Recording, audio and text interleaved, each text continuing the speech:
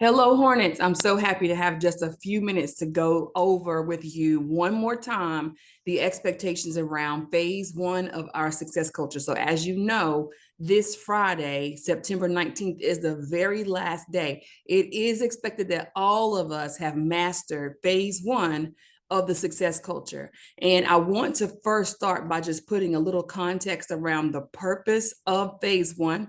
The purpose of phase one is simply to set the atmosphere for independent work. So it is not for you to pull small groups yet. If you've been doing that, excellent. That's awesome. And I appreciate it.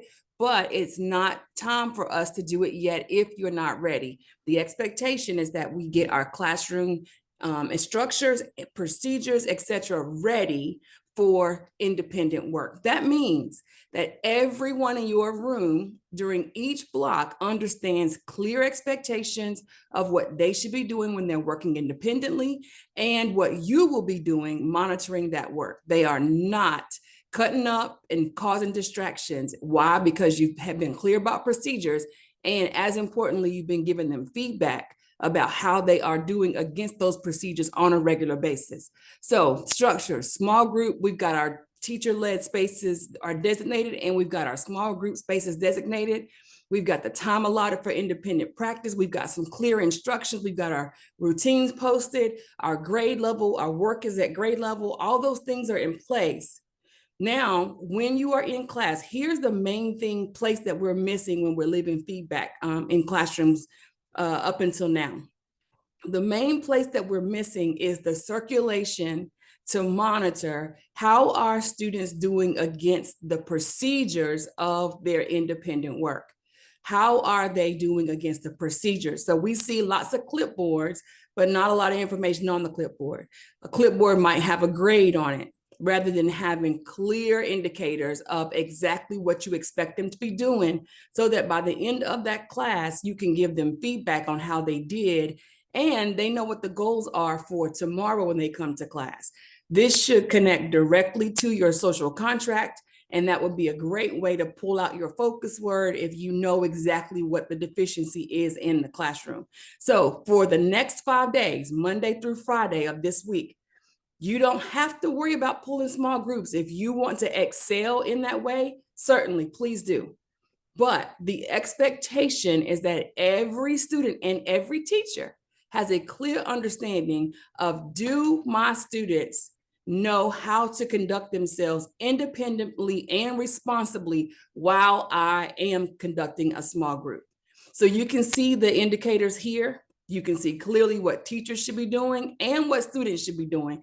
And I'm going to share with you a checklist that I think might make it just a little bit easier.